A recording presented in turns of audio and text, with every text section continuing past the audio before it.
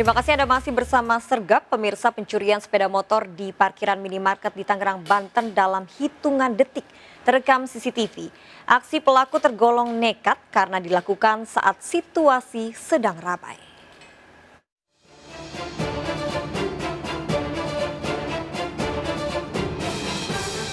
Dua orang pria menaiki sepeda motor ini mendatangi parkiran motor di depan salah satu minimarket di kawasan Tiga Raksa, Tangerang, Banten. Satu pelaku turun dari motornya dan mengawasi situasi yang sedang ramai pengunjung. Dalam hitungan detik, pelaku merusak kunci kontak sepeda motor, lalu keduanya kabur. Kondisi minimarket yang ramai membuat warga tak curiga dengan kedua pelaku. Belanja itu yang belanja rame gitu, jadi mungkin sembari nunggu tutup, jadi mereka pada belanja nunggu tutup itu. Jadi posisinya juga kan sangat rapat sekali tuh motor, jadi kami juga nggak terlalu kalau itu bahwa itu pencuri gitu. Orangnya lagi belanja, terus ya padahal sebentar sih belanjanya, cuman beli korek kuping doang. Habis itu keluar langsung balik lagi. Mukanya udah kayak orang bingung, motornya hilang. Polisi memburu kedua pelaku yang diduga telah 3 kali beraksi di lokasi yang sama. Dari Tangerang, Banten, Aimarani, iNews melaporkan. Pemirsa, wanita muda yang dianiaya suaminya hingga mengalami luka bakar telah menjalani operasi di Rumah Sakit Kota Medan, Sumatera Utara. Pelaku saat menganiaya istrinya ternyata mengajak wanita selingkuhannya. Selama ini korban telah berulang kali dianiaya dan memergoki suaminya berselingkuh dengan wanita lain.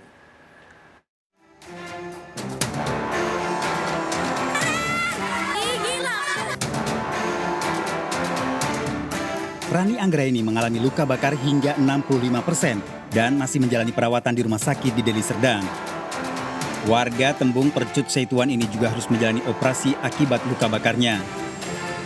Rani mengalami sejumlah luka akibat siraman cairan serta api yang dilakukan oleh Junanda suaminya. 65%, jadi ini hari harus operasi.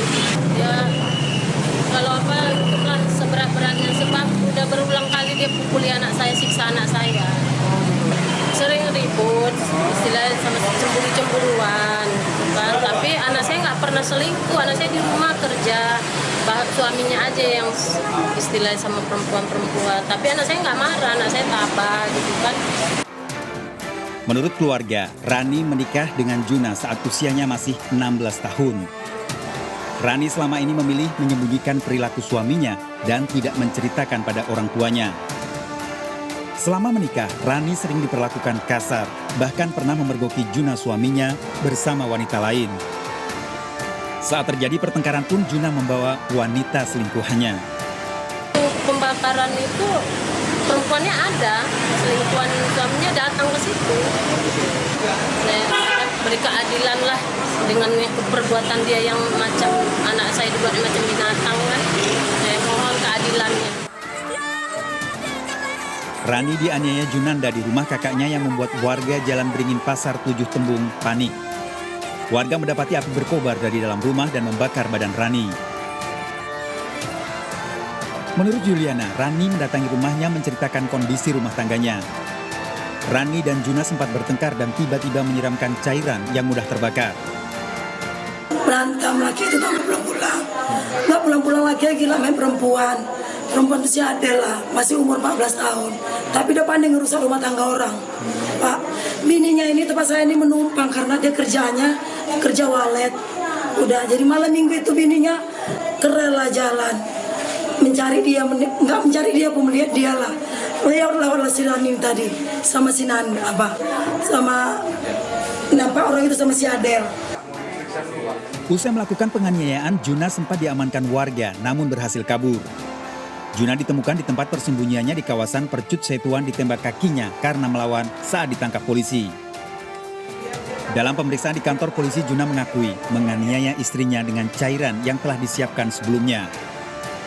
Misalnya dia jumpa laki-laki, awak tanya siapa yang kau jumpai, nggak urusan kau. kau emosi dengar itu. Dengar emosi. Kau belilah Pertalite. Gigi dia, suruh anak beli Pertalite. Datangi ke rumah kontrakan. Aku ajak juga pulang, gitu juga nggak mau juga, dia nggak mau juga. Terakhir lagi duduk dah, awak siramkan. Ya kok siram aku anjing katanya. Polisi masih mendalami pengakuan tersangka, kemungkinan ada motif lain. Detailnya nanti ya sama Pak Kapolres ya. Korban gimana kondisinya sekarang? Korban untuk kemarin luka bakar 65% ya, kita doakan semoga korban segera lekas pulih. Tersangka dijerat pasal Undang-Undang Penghapusan Kekerasan dalam Rumah Tangga. Sementara polisi masih memeriksa saksi terkait penganiayaan yang dilakukan Juna. Dari Deli Serdang, Sumatera Utara, Adi Palapa, Harahap iNews melaporkan. Rumah kos tempat prostitusi online yang melibatkan puluhan anak di bawah umur di Mojokerto, Jawa Timur disegel petugas. Ironis, sebagian besar korban merupakan pelajar SMA dan SMP. Hasil penyelidikan polisi, tersangka menggunakan modus sewa tempat kos harian melalui media sosial untuk menawarkan layanan prostitusi. Video ini merekam penggerbekan rumah kos oleh Subdit Cyber di Treskrimsus Polda Jawa Timur. Rumah kos milik OS di Kelurahan Meri, Kranggan, Mojokerto, Jawa Timur ini digunakan pelaku untuk tempat praktek prostitusi yang melibatkan 36 anak di bawah umur. Dari hasil penyelidikan polisi, pelaku menggunakan modus sewa rumah kos harian dalam menawarkan layanan prostitusi online melalui media sosial. Selain menawarkan sendiri, pelaku juga merekrut 6 orang anak untuk menjadi reseller layanan prostitusi. Setelah dia ngekos, kan prosesnya itu di-invite dulu di Facebook ya, Messenger. Terus dari Messenger itu kalau memang tertarik untuk ditawarkan, ada penawaran di situ. Mau dengan WP-nya atau enggak gitu. Kalau mau dengan WP nanti dikasih nomor telepon. Pasca penggerbekan rumah kos disegel petugas, garis polisi terpasang di pintu rumah. Sebelum digerebek, tetangga sering melihat sejumlah remaja datang ke rumah milik OS, namun tidak mengetahui adanya praktek prostitusi. Dia itu buat bulanan, harian atau Jam-jaman. ya jam-jaman gitu, itu kita nggak tahu. Tapi keluar masuk gitu ya orang. Ya, akhirnya kita sebagai tetangga kan cuek lah gitu loh. Di dalam rumah terdapat 3 kamar dan 1 ruangan yang digunakan untuk usaha toko. Rumah milik tersangka OS ini adalah peninggalan orang tuanya yang telah meninggal dunia 2 tahun lalu. Diduga tidak lama setelah ditinggal orang tuanya, OS mulai menjalankan praktek prostitusi online. Dari Mojokerto dan Surabaya, Jawa Timur, tim kontributor melaporkan. Modus baru penyelundupan narkoba diungkap aparat Polres Pati, Jawa Tengah. Sabu diselundupkan pelaku dalam ikan bandeng, 5 orang pengedar ditangkap. Dalam ikan bandeng ini ternyata disembunyikan paket sabu seberat 2 gram. Untuk mengelabui petugas, ikan bandeng dimasukkan dalam tas plastik bersama sayuran, lalu ditempatkan pelaku di teras rumah yang sudah dijanjikan oleh pemesan. 5 tersangka pengedar sabu ini ditangkap polisi. Selain ikan bandeng berisi paket sabu, polisi menyita handphone pelaku dan uang tunai. Modus pelaku berbeda-beda. Sebelumnya pelaku menempel sabu di tiang listrik maupun di selebaran. Para tersangka terancam hukuman 5 tahun penjara dan denda 1 miliar lebih.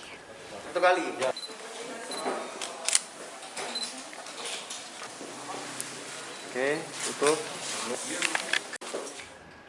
Petugas gagalkan upaya penyelundupan sabu yang tengah dibawa seorang pengedar jaringan antar provinsi. Penangkapan berlangsung saat pelaku dalam perjalanan mengantar sabu ke Kota Padang.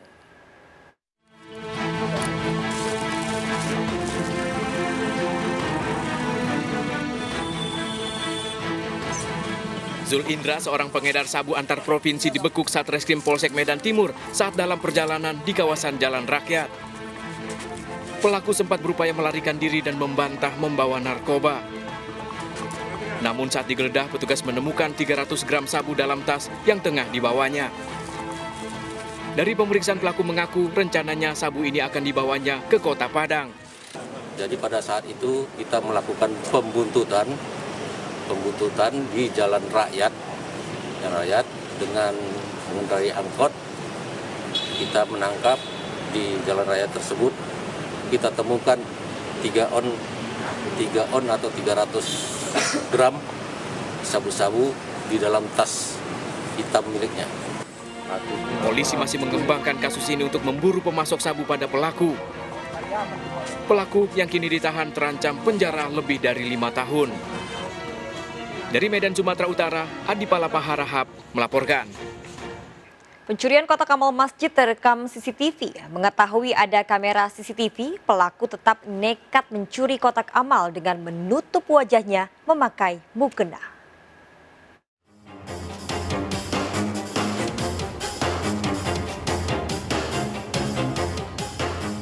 Kamera CCTV Masjid Husnul Khotimah di Kelurahan Pasar Ujung Kepahyang, Bengkulu merekam aksi seorang pria mencuri isi kotak amal masjid. Meski mengetahui keberadaan kamera pengawas CCTV, pelaku tetap nekat beraksi dengan menutup wajahnya menggunakan kain mukena. Lantaran kesulitan mengambil uang di dalam kotak amal, pelaku membawa kabur kotak amal. Pengurus masjid menyebut kerugian akibat pencurian ini uang sekitar Rp350.000 hasil sumbangan sholat Jumat lalu raib. Pelaku beraksi memanfaatkan kondisi masjid yang sudah sepi dan masuk lewat pintu samping. Baru kemarin terjadi kehilangan lagi, mungkin orang tersebut sudah mengetahui keberadaan CCTV, jadi kita nggak bisa menangkap jelas wajahnya dari CCTV tersebut, karena dia lewat samping, terus masuk lewat belakang dan menutup wajahnya dengan kain. Aksi pencurian kotak amal ini merupakan keempat kalinya dengan total kerugian mencapai Rp4 juta. Kasus pencurian ini telah dilaporkan ke polisi. Dari Kepahyang, Bengkulu, Endro Dwi Rawan melaporkan. Aksi berbahaya diperlihatkan seorang remaja berjoget di atas angkot yang melaju di jalan raya. Video berdurasi 1 menit ini viral di media sosial. Kedua pelaku diamankan polisi membuat pernyataan agar tidak mengulangi perbuatannya.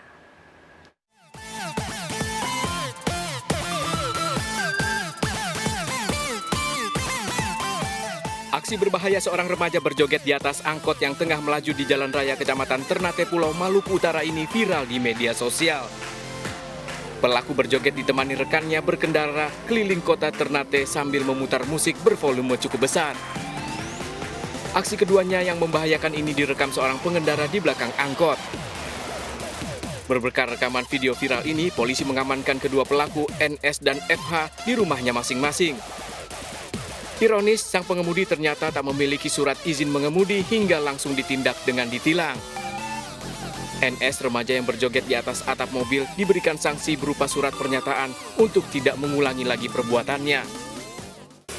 Saya minta maaf dan berjanji tidak akan mengulangi kesalahan yang saya lakukan tadi seperti berjoget di atas mobil mikro. Apabila saya mengulangi lagi, maka saya siap diproses sesuai hukum yang berlaku. Untuk masyarakat yang lain, jangan meniru perbuatan seperti yang sudah saya lakukan, karena dapat membahayakan diri sendiri dan juga orang lain. Dari pemeriksaan, aksi keduanya dilakukan hanya untuk mencari sensasi. Keduanya telah dipulangkan setelah mendapat pembinaan dan membuat surat pernyataan. Kami sudah bikin surat pernyataan terhadap oknum ataupun orang anak kecil itu yang sudah melaksanakan joget-joget di atas mikro, dan juga kami sudah melaksanakan penindakan berupa tilang terhadap pengendara mobil karena sopir tersebut belum memiliki SIM. Untuk pemeriksaan lebih lanjut, petugas menahan mobil angkot. Dari Ternate, Maluku Utara, Ismail Sangaji melaporkan.